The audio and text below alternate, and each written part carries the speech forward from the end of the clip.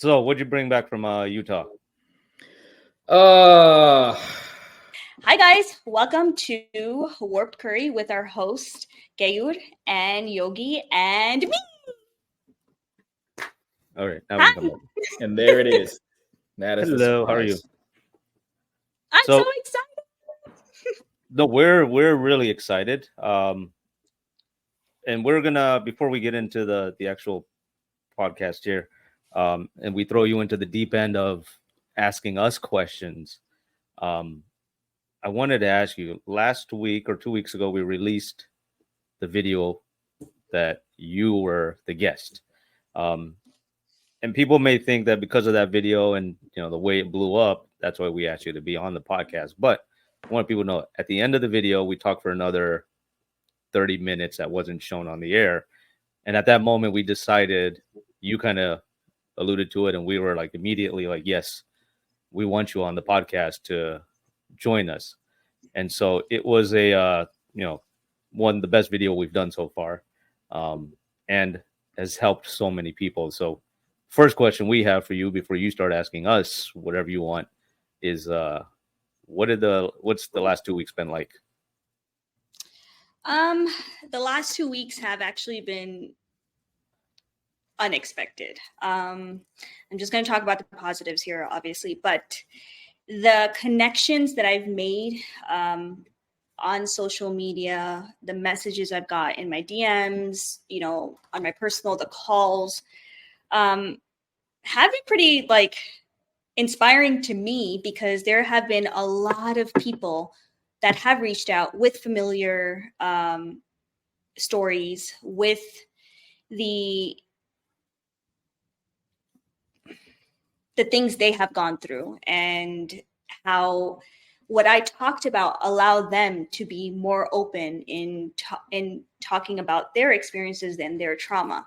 The other thing is, this is crazy. I called my dad, and after I sent him the interview, and I was just talking about it. I was like, "So, what you think?" And he's like, "Beta, I didn't even know you went through so much. But I got to tell you, you're viral in Gujarat right now." And I was like, "I don't know how I feel about this, but okay, great, cool." So, and then the whole "I am proud of you." I think that was the one that I needed the most. But yeah, it's been incredible. I've made such valuable connections. Conversations have started, and we are in an era where we are talking about mental health in the South Asian community, but I don't think we're talking about how and what to do, right? We're talking about, yeah, I've been through this trauma, now what?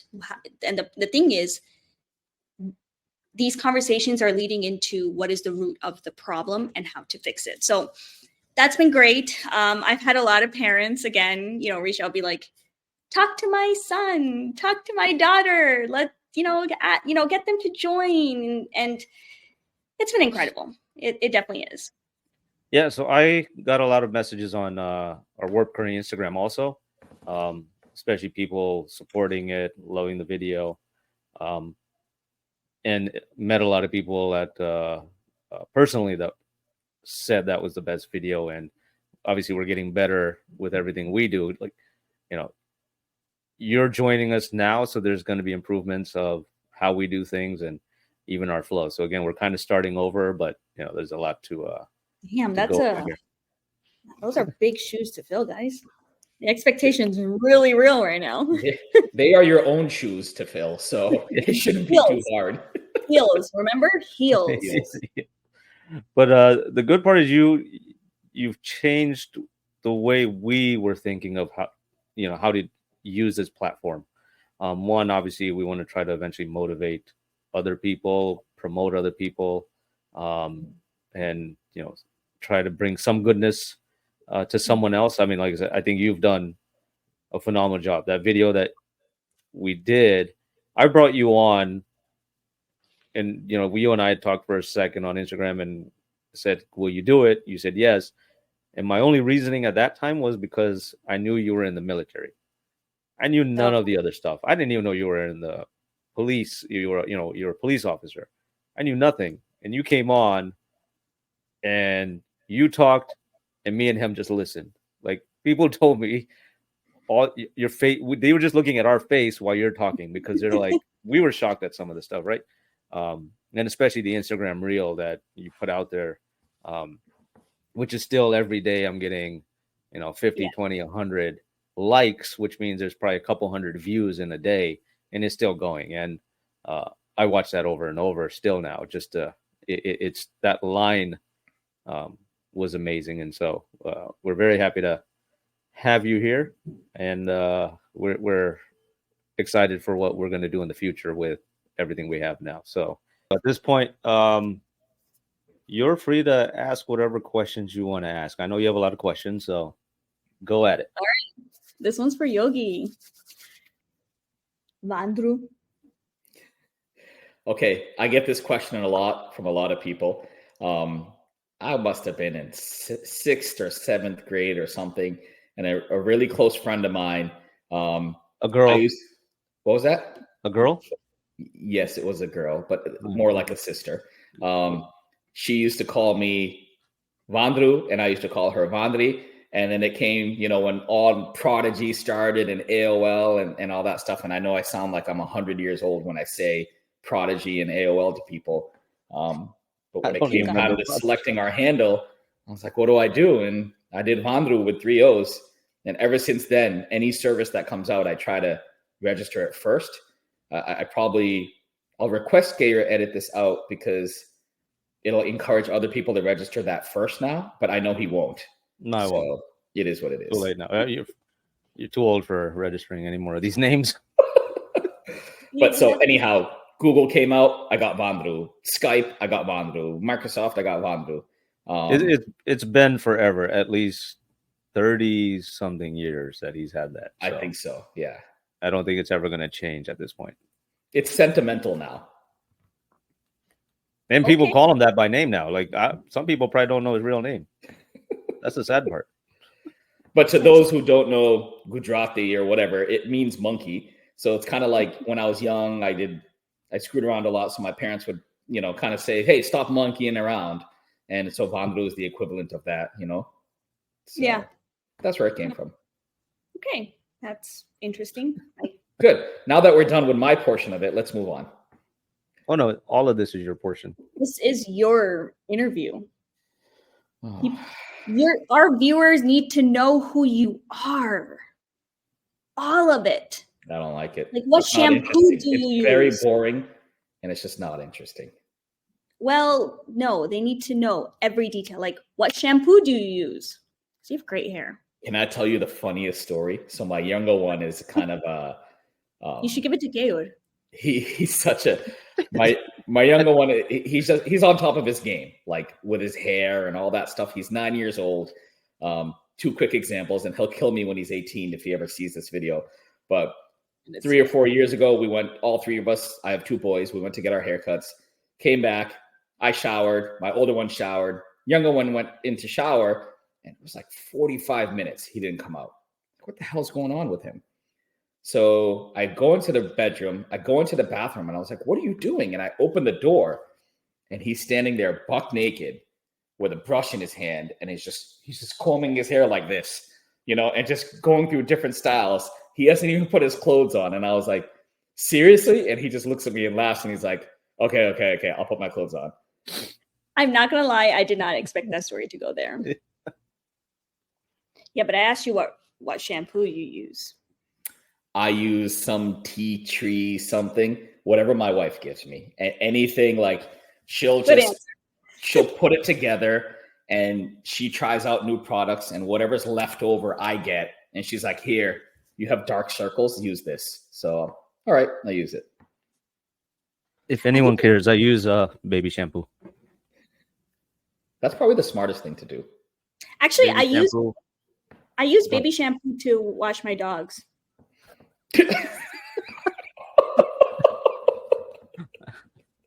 That is so perfect. Gayer, we picked the right person. That is so perfect. I use baby shampoo and baby lotion. Not promoting. Yeah, you guys would get along really well. Yeah. All right, next question for Yogi. Okay. So I think you were talking to Jaimin Pai about this. Boston Bhangra. You Yes. mentioned something about that. So what's the story? Because there's something I want to tell you about that too. So after college, I got into Bhangra a lot. Had a bunch of friends like first year, right away. We were at like Bhangra competition. I played the dole. So right away, they're like, oh, this guy plays the dole. He's on the team. So I wasn't a phenomenal dancer or anything like that. But the dole kind of got me more credit. And we just had a rock solid. I went to Northeastern, and in 1999 to 2000 to 2001, like the entire team was just next level, and they were rock solid when it came to Bhangra. So we won a couple of competitions. We went to DC for some competitions, and then it kind of formulated into, let's create something called Boston Bhangra. And it wasn't me. It was a few other guys who were on the team, and they kind of initiated this. And it was kind of a group of folks from all the Boston schools, and they were on a team. And that team got selected for ZTV Bhangra competition. And for that, ZTV selected like 6 teams from around the world, and we were one of them. So it was good. I think Bhangra contributes to my GPA being a little bit lower than it should have been. But best memories of my life, I'll never go away from it. It was a good experience. I love it. That's pretty cool. So I was part of the team that started the first Bhangra team at Rutgers Newark. Okay. Oh wow. So that's why I was like, huh. I know my Rajma Chawal game is like on point because of that. But it's pretty cool. We would always like go to Bridgewater Gurdwara and do, seva and langar and all that. So that when you mentioned that, I was like, I'm very curious. So yeah, look at that. We have something in common.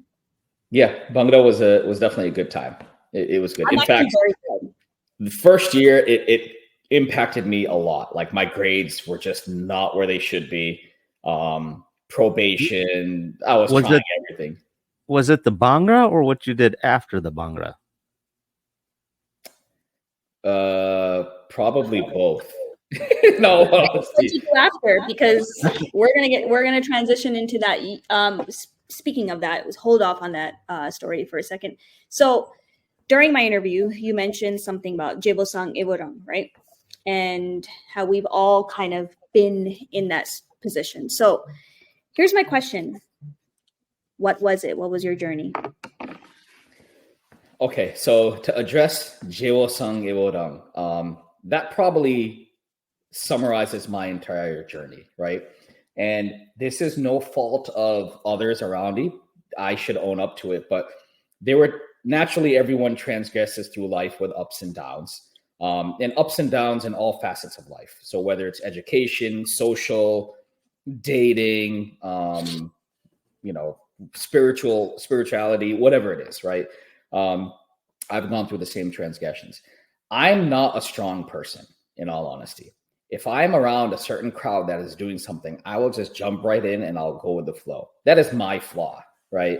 And I think I attribute that to most of my ups and downs. And once I was old enough to recognize it, I think that's where, I kind of decided like, all right, what kind of person do I want to see myself in the future? And I kind of surround myself around those folks, and I kind of stick with that. But yeah, so in college, during Bhangra, whatever it was, partying, drinking, whatever the case is, all that stuff across the board, veering off from an education's perspective, priorities are all off. Whatever the case is. And some of the folks that I did it with, they were great people. They had hearts of gold. I still love those guys, that entire crew, and all of our friends from school. They were much better at managing this stuff than I was. And that was what my flaw was, right?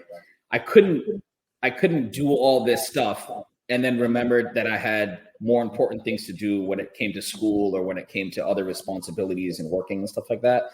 I was like, oh, this guy's doing it, so it's okay for me to do it. And I would do that. And then if that guy went off and studied at the library, I found someone else, and I was like, he's just hanging out and chilling, so I'm just going to chill with him. So I would kind of bounce around and do that. And I think that's why I had a rough start. I was a good kid up to high school. I had a rough start in college. But I think second or third year was kind of a strong wake-up call.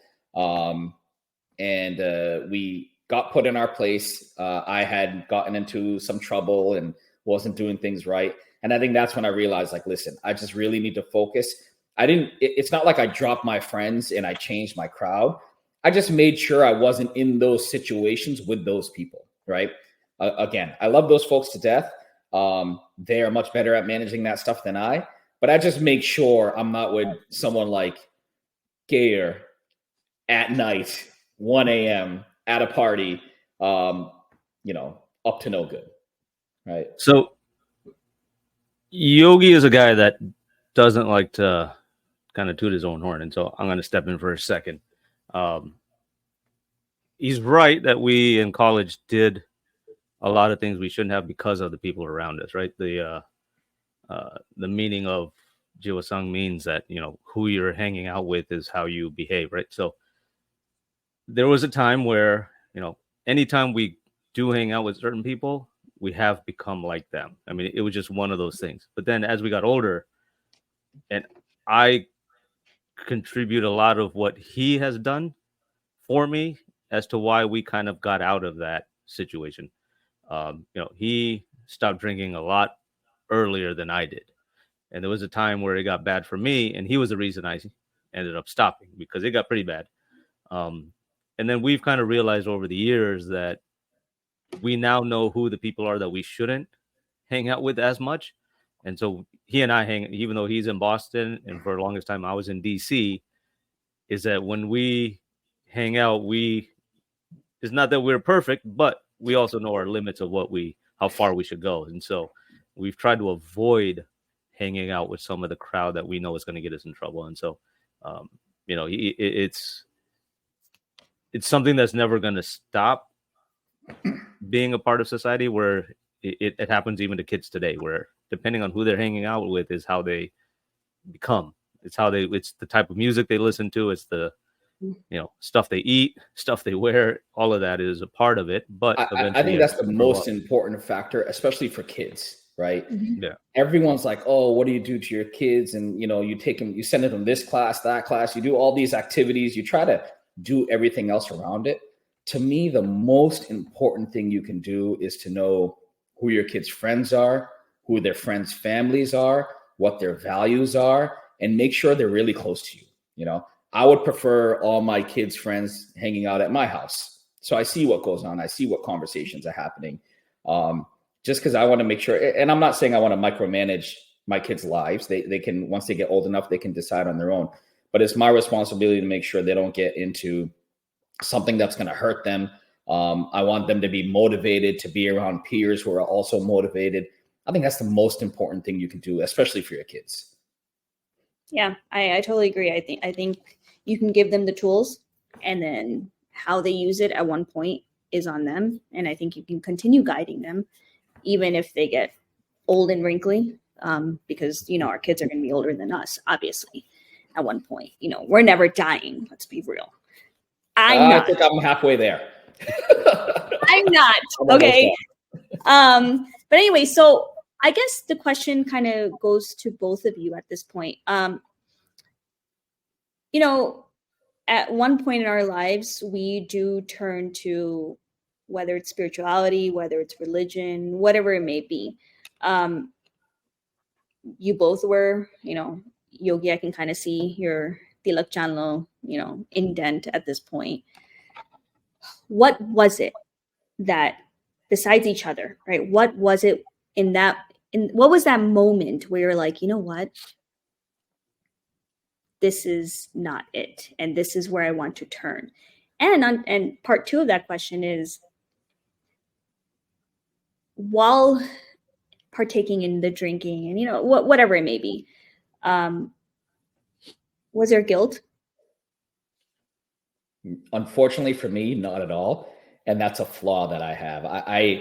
I wish I felt more guilt for certain things. I do, like, when I think about it after, I do, but in the moment or even after the moment, I used to find ways to justify a lot of what I did. Mhm. For example, I didn't eat meat, right? I mean, I guess accidentally I did once, but intentionally I never did.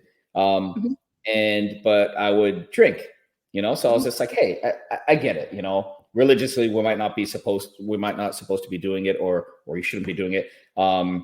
And family wise and everything, everyone kind of frowns upon it and everything. But at the end of the day, I was like, I'm not hurting anyone else, I'm hurting myself. What do you guys care? So there was a way to justify it for me. And I think that's what gave me that out to effectively justify it, but that moment that you're talking about, that was like the turning point for me, was kind of at the peak of living on top of the world. We're going to college. We talked about Bhangra. We talked about friends. It was honestly one of the best times of my life. I wish I handled it a little bit better.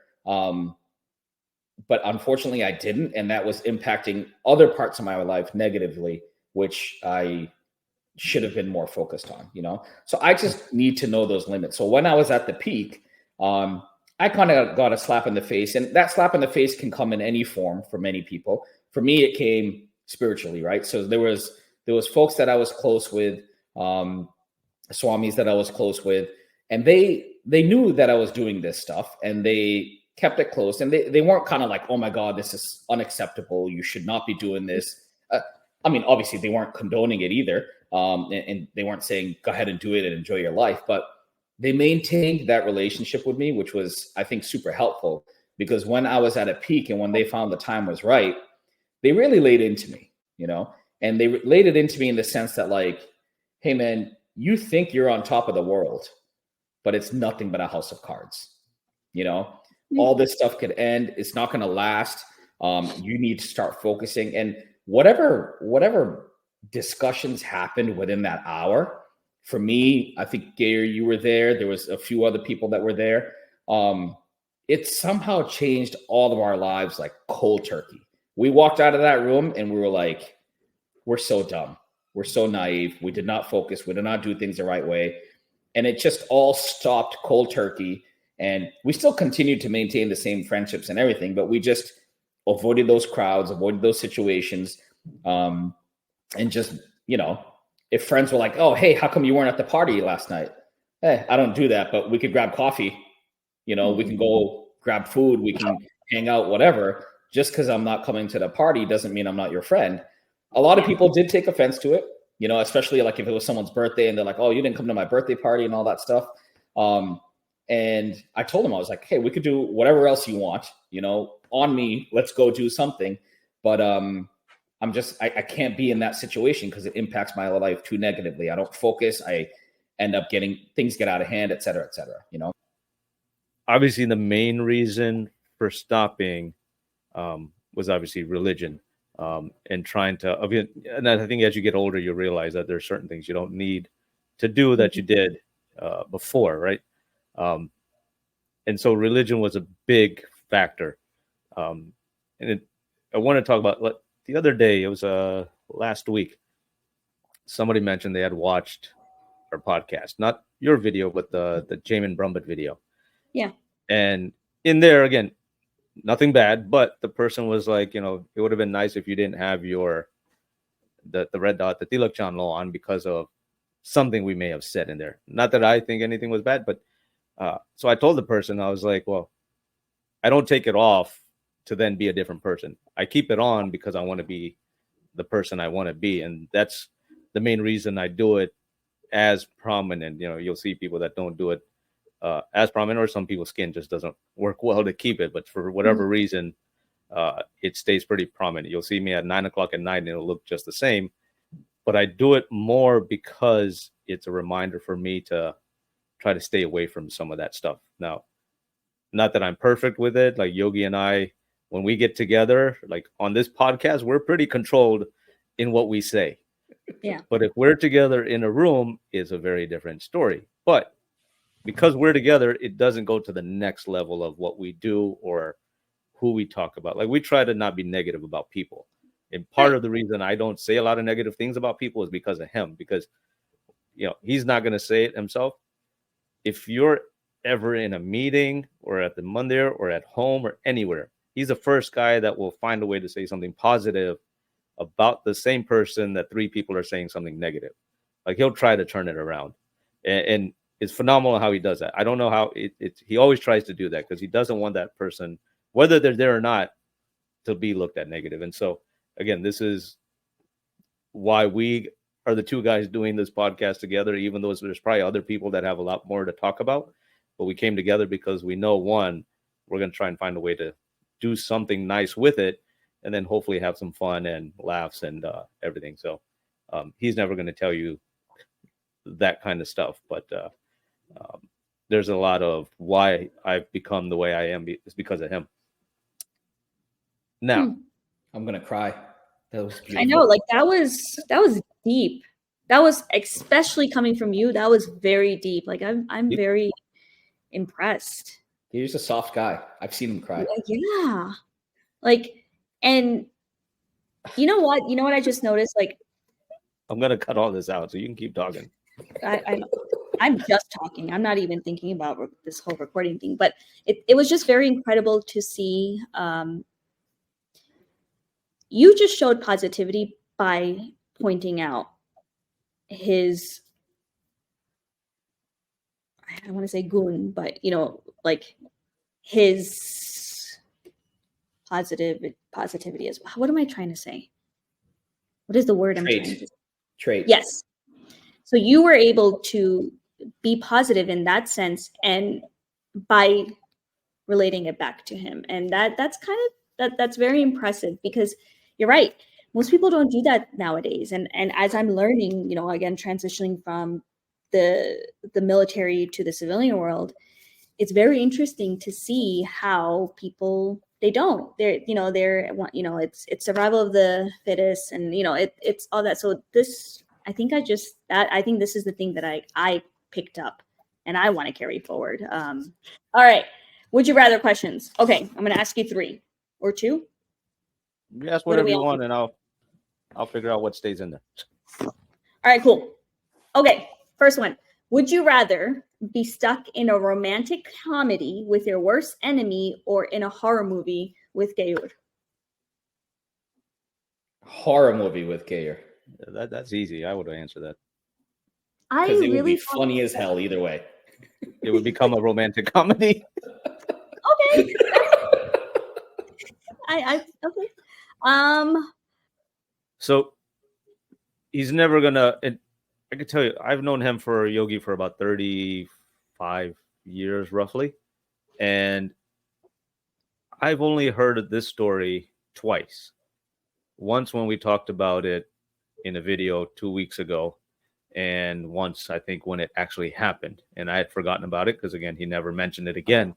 But he has technically saved the same guy's life twice by donating his bone marrow, which, now that I've said it, I want him to tell the story of it. So anyone would have done it if you match. Matching is 1 in a million or whatever the case is. No. Right? There's people that are scared of small needles. And describe the needle that they stuck you with. Yeah, so there's 2 types. I actually registered at the temple, and you get on the bone marrow registry. It's just a mouth swab. That's nothing big, and I'm sure a bunch of people or most people have done that. Years later, I got an email that said, "Hey, you've matched. Are you interested?" So I went forward with it. Went through a few months of testing and all that stuff, kind of every week, and they said, "You're a match. You want to go through this?" And I did. The needle that you're referring to, they basically drill 4 holes into your pelvic bone, 2 on each side. And they take a needle. So I guess and I'm not a medical professional, so I might botch some of this from a technical standpoint, but I guess your marrow in your pelvic bone is like spongy material. So they can't just put a needle in and kind of suck it out. They have this needle and they go in 60 times per hole. So they go in at one angle, pull the marrow out, it's spongy, but then they can't do it in the same spot. So they pull the needle out and go back again. But you say needle. That's so cool. You keep saying needle. So when I got the vaccine, that's a needle is like the size of a hair. This needle is a lot bigger. I imagine so. Yeah. Right? It's probably Pause. small. Pause. Sorry. I told you I'm not prepared today. Sorry. Okay, go on. So the needle is probably about a quarter of an inch. I imagine so. Right. I think they It's not measure a it small in needle. gauges. So 15 gauge or something, which if anyone knows wiring or whatever, 15 or 18 gauge or something like that. But yeah, I imagine it's big, it's long. And even to get in there, they have to kind of drill 4 holes, right? So I don't know what order they do it in, but they basically drill 4 holes and then they go in 60 times in each hole at different angles to kind of pull the marrow out. And then they patch up that hole and they go to the next one and they go 60 times. And they kind of do that. You're obviously knocked out. There's no way you're awake when this happens. So what was recovery like? The recovery, you said? Mm-hmm. There's a ton of meds. There's actually a funny story. Okay, to lighten it up. So I tried to be all macho and stupid, as you have mentioned in the last podcast. Offense taken. So basically, I told them, I was like, hey, I have a pretty good threshold for pain. So don't give me any meds. Right. I was like, let me come out of it and I'll tell you how much I want. Cause I just have this thing. I just don't like medicine.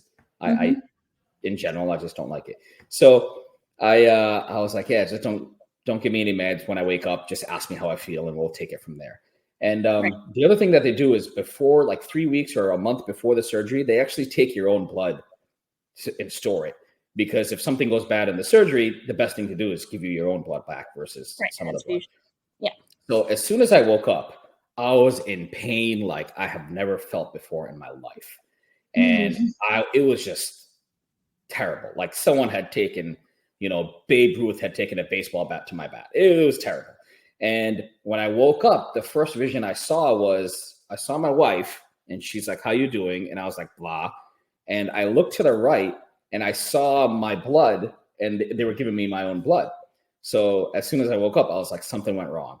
And she kind of freaked out. She's like, they haven't told me anything went wrong. And I was like, something went wrong. Find out what the hell went wrong. I was like, something is off. And she didn't realize I was referring to the blood and them giving my own blood back. She just thought I was talking from something that she didn't know about. So she got nervous and she fainted in the hospital. And so like all these nurses and everyone came to like save her. And like for 10 minutes, they were like, are you okay, ma'am? Like, do you need some water? And they like kind of got her up and she's just like, I guess her blood pressure dropped when I kept screaming like something went wrong. Much love there. I would not faint for Barth ever. That is love. And then I ended up getting angry and I'm like, hello. And the nurse was like, how do you feel? And I was like, give me everything you have in the hospital. I want it all, So then they gave me my meds. And once I had the meds, I was like on cloud 9. Was something wrong? No, they just said that it took longer than expected. So I lost a little bit more blood than they thought. So just as a precaution, they gave me my blood back. Sure. Nothing else went wrong. So damn, your wife loves you, bro. You better buy her flowers today. You better like the hugs and kisses, all of it, man.